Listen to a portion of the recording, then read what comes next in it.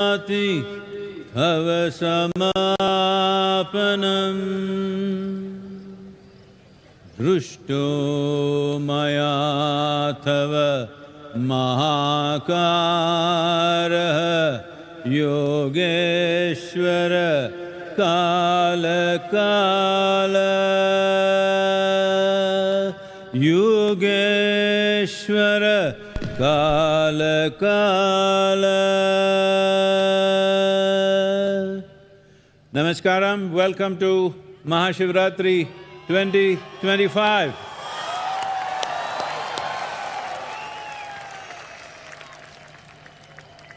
எல்லாருக்கும் வணக்கம். Maha Shivaratri 2025 எப்படி தமிழ்ல? எங்க தெம்பே இல்லையா? என்ன இப்படி? And welcome to our beloved Home Minister and many other dignitaries who are here. Namaskaram to all of you. Well,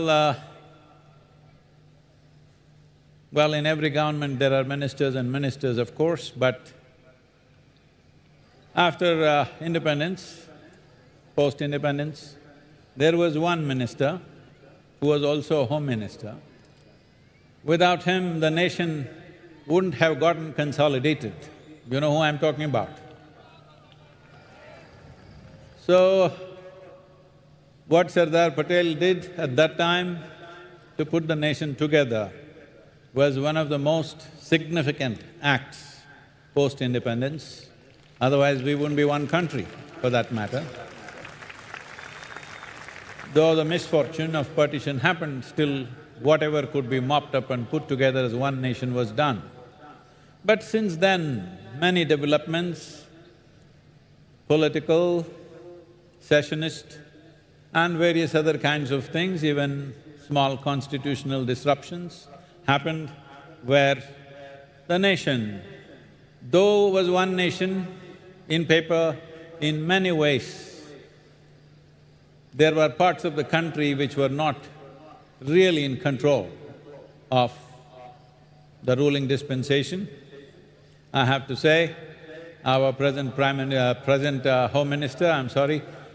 Home Minister, what's done is in some way a reflection of what Sardar Patel did at that time, once again stitching up the nation together.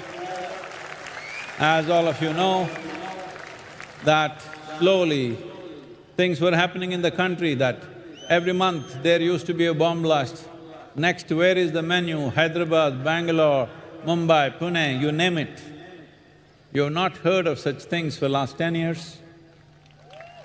Thanks to all the agencies, forces and above all, the one who leads them, our beloved Home Minister, and the determined hand with which he has handled this, has done many things, and parts of the country which were almost not like our country where militancy ruled, today largely is in control, and he has made a promise by 2026 completely that problem will be over, and we're all with you, sir, to fulfill that promise.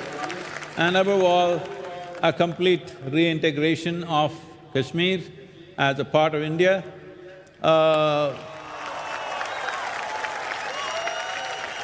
Correcting, this is not to find fault with anybody, but historically, when we make some mistakes, knowingly, unknowingly, but we don't know what compulsions they had at that time, this is not a judgment on anybody, but certain mistakes that we have done historically, correcting them later on is a very, very complicated thing. And these articles 370, abrogation of that, and bringing peace to the state, making it normal, almost normal, I would say. Today, lakhs of tourists are traveling to Kashmir, they're inviting me to come and play golf in Kashmir. I don't know when I'm going. Home Minister should tell me when it's right for me to go. And this is fantastic because we must understand, without maintaining the basic sovereignty and law and order in the country, all other aspirations of economic development, of education, of technology, of spirituality, everything will go waste if the fundamental law and order is not there and the basic geographical sovereignty of the nation is not properly established. This is a very thankless job because everybody thinks you're too hard. If you don't do it, they say you're no good. If you do it, it's too hard because there is no soft way to do this as far as I can see. So, it's a great mission that he has taken it up and doing it. Of course, all the forces, agencies, people, various state governments, everybody are participating in this, but still, one who leads the job always has to be acknowledged. So our immense gratitude to you, sir, for doing this, because without this, we are sitting at a threshold where our youth are wanting to surge ahead and make this into a nation that we can be proud of, which is beginning to happen in many different ways. In the Committee of Nations today, we have a significant place which we did not have 25, 30 years ago for various reasons, but bringing stability to the basic sovereignty of the nation, the geographical integrity of the nation and law and order in the country are most vital, otherwise the picture that it gives is too bad.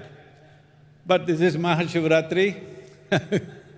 Here, irrespective of who we are, no matter which country you belong to, what race, religion you are, this is a day of the human being. Somebody recently, a prominent journalist asked me, Sadhguru, if I am a Muslim or a Christian, can I come and enjoy Mahashivratri? I would like to come there. I said, Muslims cannot come, Christians cannot come, Hindus definitely cannot come, only human beings can come. Because this is in celebration of human nature. What Adiyogi stands for is this, that in search of well-being, you don't view philosophies.